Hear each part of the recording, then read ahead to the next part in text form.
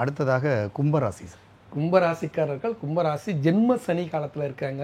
இப்போ நடந்துட்டு இருக்குது ஜென்ம சனி நடந்துட்டு இருக்கு. ஜென்ம சனி அதாவது இங்கே திருநள்ளாறு போகிறதுலே ஒரு குழப்பம் இருக்கு. எல்லாருக்கும் திருநள்ளாறு போகிறதுல ஒரு குழப்பம் இருக்கு. நீ திருநள்ளாறு போறீன்னா யாருக்கு ஜென்ம சனி நடக்கிறதோ அவர்கள் மட்டுமே திருநள்ளாறு செல்ல வேண்டும். இதை நோட் பண்ணிக்கணும் முக்கியமா. எல்லாரும் வந்து நீ பாட்டுக்கு வந்து போய் போறது இல்லை. சனி பயிற்சி ஆனாலே போகக்கூடாது. உனக்கு ஜென்ம சனியா திருநள்ளாறு போய்தான் ஆகணும். பாத சனியா குச்சனூர் போகணும். அதே மாதிரி 7:30 தொடங்குதா திருக்கொள்ளிக்காடு போகணும். இது ரூல். புரியுதுங்களா? இதுல மிக முக்கியமா ஜென்ம சனி நடந்தாலோ இல்ல சனி திசை, புரியுதுங்களா, சனி திசை தொடங்குறப்ப போகக்கூடாது. சனி திசை நடந்துட்டு இருக்கும்போது போகணும். தொடங்க உடனே போனீங்கன்னா பிடிச்சி வந்து சாப்பிட்டு சாத்தி விடுவார்.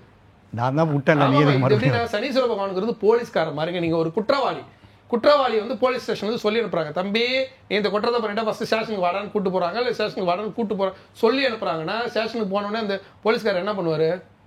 ஃபர்ஸ்ட் அடிச்சிருவாங்க. ஏன்டா இப்படி பண்ணுன்னு அடிச்சிருவாங்க. அப்புறமா ஏன்டா இப்படி பண்ற, இதெல்லாம் சொன்னா கேட்க மாட்டீங்களாடா, ஏன்டா இப்படி தப்பு பண்றீங்கன்னு கேட்பாங்க. ஒன்வேளை வரக்கூடாது, வந்துட்டல அப்படியே போக வேண்டியது.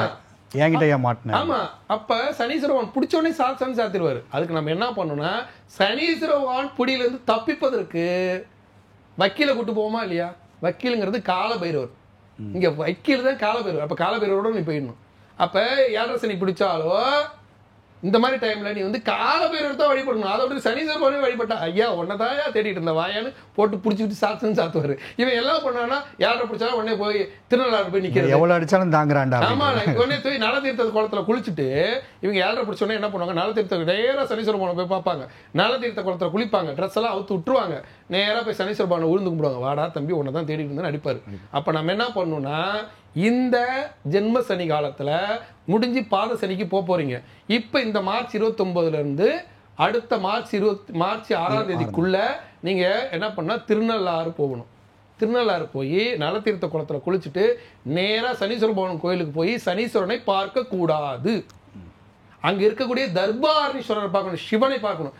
நவகிரக சேத்திரத்துக்கு போனாலே அங்க இருக்கிற நவகிரகத்தை பார்க்க கூடாது. அங்க இருக்கிற சிவனை பார்த்து தான் நவகிரகத்தை பார்க்க வேண்டும். மூலவர் தான் பார்க்கணும். அங்க வந்து தர்பாரணீஸ்வரன் சிவன் இருப்பார். அதுக்கு பேர் தர்பாரணீஸ்வரர். தர்பை பில்லுங்கிறது நாணல் புல்லு. அது ஆத்துல விளையும்.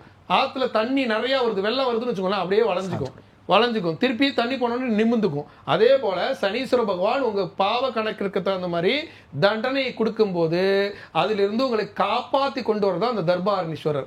அங்கே பூன்முளையாள் என்று சொல்லக்கூடிய பார்வதி தேவி இருப்பாங்க.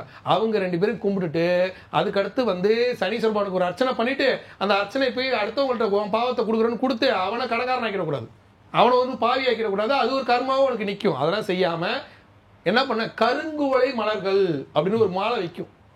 அந்த மாலையை வாங்கி சாத்திட்டு ஊதா கலர்ல அந்த சங்குப்பூ மாதிரி இருக்கும். அதை வாங்கி சாத்திட்டு நீ அர்ச்சனை பண்ணினா அந்த அர்ச்சனையுடைய தேங்காயை, புரியுதுங்களா, அங்கேயே உடச்சி நீ சாப்பிடலாம். புரியுதா? நம்மளே சாப்பிடலாம். அதுல ஒண்ணும் பண்ண மாட்டாரு. ஏன் முன்னாடியே தான் நீங்க தர்பாரணீஸ்வரர் பார்த்துட்டியே, பூன்முளையால பார்த்துட்டியே, அப்புறம் இங்க என்ன பண்ற? அதை நீங்க அங்கேயே உடச்சி சாப்பிடலாம். அதுக்கப்புறம் வரும்போது உங்களுக்கு வந்து சனீஸ்வர பகவான் ஒன்றும் பண்ண மாட்டார். அதையும் மீறி சனீஸ்வர பகவான் கூட வந்துருவாரு. ஒரு பயம் இருந்தா வரும்போது மாயவரத்தில் மேதா தட்சிணாமூர்த்தியோ இல்லை கும்பகோணம் கும்பேஸ்வரரை பார்த்து விட்டால் விட்டுருவார். கும்பகோணம் கும்பேஸ்வரர் என்பது இப்படி கும்ப கலசம் மாதிரி இருப்பார். இப்ப ஜென்ம சனி கும்பகோணம் அந்த கும்பத்துல தான் போகுது. அப்ப கும்பகோணம் கும்பேஸ்வரரை பார்த்துட்டு மங்களாம்பிகை பார்த்துட்டு, புரியுதுங்களா, திருப்பி கும்பேஸ்வரர் வந்து பார்த்துட்டு கும்பேஸ்வர வாசல் வழியா வெளியே வரணும். அப்படி வரும்போது உங்களுக்கு ஒரு சிரமமும் இருக்காது. இந்த ஜென்ம சனி, ஏன்னா ஒரு பக்கம் ஜென்ம சனியானது முடிவுக்கு வருகிறது, பாத சனியா நகருது. இன்னொன்று வந்து பார்த்தீங்கன்னா ராகு உங்களுடைய ராசியிலே அமர்கிறார்.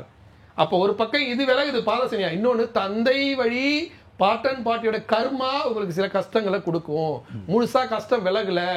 அதே மாதிரி 7ஆம் இடத்துல கேதுன்னா இந்த ஜென்ம சனி முடிஞ்சு பாத சனி நோக்கி நகரும் போது குடும்பத்தோடு பிரிச்சிருவார். கணவன் மணி சண்டை கொடுத்துருவார். சிலருக்கு கல்யாணம் வரைக்கும் வந்து பிரிஞ்சிடும், கல்யாணம் நின்றுடும். சிலருக்கு வந்து பார்த்தீங்கன்னா கல்யாணம் பண்ணி 4 மாசத்துல பிரிஞ்சிருவாங்க, குழந்தை பெற்றுட்டு அம்மா வீட்டுக்கு போயிடுவாங்க. இந்த மாதிரிலாம் சில பிரிவுகள் இருக்கும். அதையெல்லாம் இந்த நம்ம திருநள்ளாறு போய் பகவானை பார்த்துட்டு தர்பாரணீஸ்வரன் பார்த்துட்டு வந்து கும்பகோணம் கும்பேஸ்வரரை பார்த்துட்டு மங்களாம்பியை பார்த்துட்டு வரும்போது மாறிடும். அந்த ஒரு தாக்கம் இருக்கு. அந்த தாக்கம் போயிடும். பிரிஞ்சிடலாம். நான் இனிமேல் கூட வாழவே மாட்டேன், உனக்கு எனக்கு ஒத்து வராது, கல்யாணம் ஆகி 4 மாசத்துல இவ்வளோ பிரச்சனை பண்ணுறேன் அப்படி இப்படி பேசுகிறவங்க இதை அப்படியே மாறி வேலை சாராங்களா என்ன இருந்தாலும் புருஷன் தானே அனுசரிச்சு, என்ன இருந்தாலும் பொண்டாட்டி தானே அனுசரிக்கணும் என்ற பஸ்ஸில் வீட்டுக்கு வரவங்களே ஒய்ஃப் வீட்டுக்கு வந்துருவாங்க. ஆமாம், அவ்வளோதான். அந்த அளவுக்கு அந்த உறவானது திருப்பி நிலைச்சிரும். கும்பகோணம் கும்பேஸ்வரர் அப்படி கொடுத்துருவார். அப்போ இந்த நேரத்தில் கும்பராசிக்காரர்கள் இந்த குரு பயிற்சி அவங்களுக்கு சாதகமாக இருக்குது. ஏன்னா குரு பயிற்சி வந்து 5ஆம் இடத்துக்கு குரு வர போகிறாரு. பண வருவாய், தொழில், நேற்று வரலையும் தொழில் கிடைக்கல, ஒன்றும் இல்லை. ஒரு உதாரணம், இப்போ புருஷன் முன்னாடி சண்டையில் பிரிஞ்சிடலாம், இவன் கூட வாழவே கூடாது, நான் எங்கள் அம்மா வீட்டுக்கு போகிறேன், வேலையும் இல்லை, வருமானமும் இல்லை, ஏதோ போய் சொல்லி என்னை கட்டிக்கிட்டாங்க அப்படின்னு அந்த பொண்ணு புலம்பிட்டு இருக்கு. இவர் என்ன பண்ணுறாரு, கிளம்பி நேராக திருநள்ளாறு போகிறார். திருநள்ளாறு போயிட்டு நான் சொன்ன மாதிரி தரிசனம் பண்ணிட்டு அதுக்கடுத்து கும்பேஸ்வர் தரிசனம் பண்ணிட்டு வர்றாரு. அந்த பொண்ணு ஃபோனுக்கே ஒரு ஃபோன் வரும். அம்மா உங்கள் வீட்டுக்காரர் வந்து அந்த கான்ட்ராக்ட்காரர் தான்மா, எங்கள் பில்டிங் வந்து எங்கள் வீட்டு பில்டிங் வந்து வேலை செய்ய சொல்லுமா அப்படின்னு ஃபோன் வரும். நாளைக்கு காலையில் வந்து என்னை பார்க்க சொல்லுமான்னு ஒருத்தருக்கு ஃபோன் பண்ணுறாங்க. அந்த பொண்ணோட மனநிலை எப்படி இருக்கும்? பிரிஞ்சு போயிடலான்னு நினைச்சோம், கான்ட்ராக்ட்காரர் வந்து வேலைக்கு நல்ல மனுஷன், ஒரு புது கான்ட்ராக்ட் வேலை கிடைக்குது, வீட்டு வேலை கிடைக்குது, அதன் மூலமாக சம்பாதிப்பார், நமக்குள்ளே என்ன கஷ்டம் அப்படின்னு சொல்லிட்டு உடனே வீட்டுக்காரருக்கு ஒரு ஃபோனை போட்டு இது மாதிரி சொன்னாங்க, நீ வந்து ஃபர்ஸ்ட் வீட்டுக்கு வா அப்படின்னு முடிஞ்சு போச்ச சண்டை. ஃபியூஸ் போச்சுன்னு நினைப்பாங்க, ஃபியூச்சர் வந்துடும். காரணம் என்னன்னா இந்த குரு கொடுத்துருவார். அந்த குரு தொழிலை கொடுப்பார், வருமானத்தை கொடுப்பார். அப்ப சனி கொடுக்கக்கூடிய சங்கடங்கள் தீர்ந்து போய்விடும். ராகு கொடுக்கக்கூடிய கர்ம வினை நல்லதாக மாறிவிடும். கேது கொடுக்கக்கூடிய பிரிவினை சேர்ந்து விடும். அப்ப நம்ம என்ன பண்ணோம், அதுக்கான பொதுவாக இறை வழிபாடு எதுக்காக வச்சாங்க அப்படின்னா சங்கட்டமான நேரத்தில் உங்களை ஒழுங்குபடுத்துவதற்காக. அதனாலதான் வணங்குதல் என்பதே வாழ்வு அப்படின்னு நம்ம சொல்றோம்.